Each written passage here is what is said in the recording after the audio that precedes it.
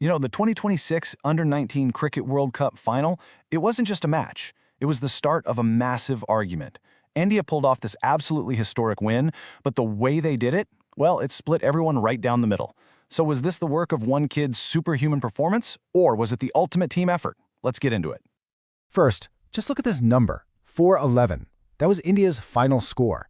To give you some perspective, that is the highest total ever put on the board in a U19 World Cup final.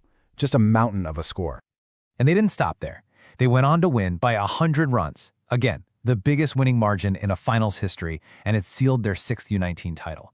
But honestly, those two numbers, they don't even begin to tell the real story or the real debate. So, on one side of the fence, you have this argument, the belief that we all just watched one player, a 14-year-old prodigy, completely take the game over and win the whole thing by himself. Just pure, unstoppable brilliance. But then you have the other side, the purists, who are saying, hang on a second. Their view is that one great performance means nothing without the other 10 guys. That this victory wasn't about one hero, it was forged by the bowlers, the fielders, and the other batters doing their jobs. So yeah, one incredible win, but two totally different ways of looking at it. Was it the hero, or was it the team? Let's really dig into both sides of this argument. Okay, first up, the case for the hero. And let's be clear, this whole argument revolves around the absolutely mind-blowing performance of a 14-year-old opening batsman, Vaibhav Suryavanshi. I mean, just look at this list. He didn't just play well, he completely rewrote the history books. Highest score in a final, fastest 150, youngest to score a century. It just goes on and on. Get this, he hit 15 fours and 15 sixes. That's 150 runs just from boundaries alone. It's the kind of performance that just looks totally, utterly dominant on paper.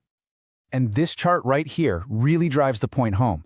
Suryavanshi's 175 is just towering over the next highest score, which was a respectable 53 from the captain. If you're arguing for the one-man army theory, you'd point to this and say, look, case closed. You take a score away, and India doesn't just lose, they get embarrassed. And this wasn't just some local hype. I mean, you had seasoned pros from the other side, like the former England captain Michael Vaughan, just admitting they were seeing something incredible. It was a performance that went beyond who you were rooting for. It was just a masterclass. So you think that's it, right? An innings like that, winning him player of the match and player of the tournament, the debate's got to be over. It was the hero's win. But what if it wasn't quite that simple? All right, let's flip the coin and look at the counter-argument. This side says that at the end of the day, cricket is a team game, full stop. They'll tell you the real story of this final actually happened in the second half of the game, when India had to defend that massive total. Now, to really get this argument, you need to understand this key cricket term, the collapse. It's that moment when a team is cruising along and then suddenly the whole game is just ripped away from them in a matter of minutes. And that is exactly what the team-first folks say won India the World Cup. So let's walk through it. England is chasing this huge score, but you know what? They're actually doing all right. They're 174 for 3, looking pretty comfortable. But then, bam, the captain, Mhatre, gets a key wicket.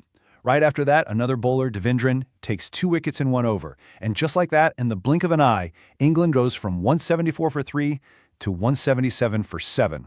That's not one guy. That was the whole team hunting together.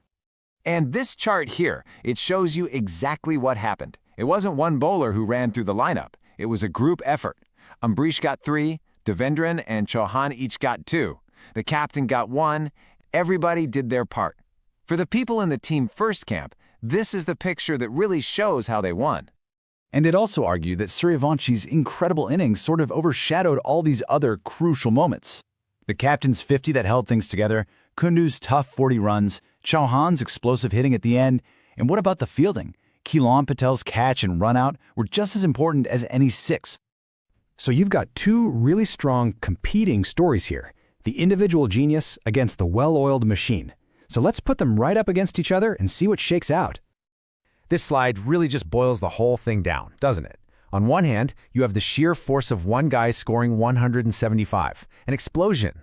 On the other hand, you have the clinical pressure that caused the other team to lose 4 wickets for just 3 runs, like a python squeeze. So which one really won the game? And this quote just captures that team-first argument perfectly.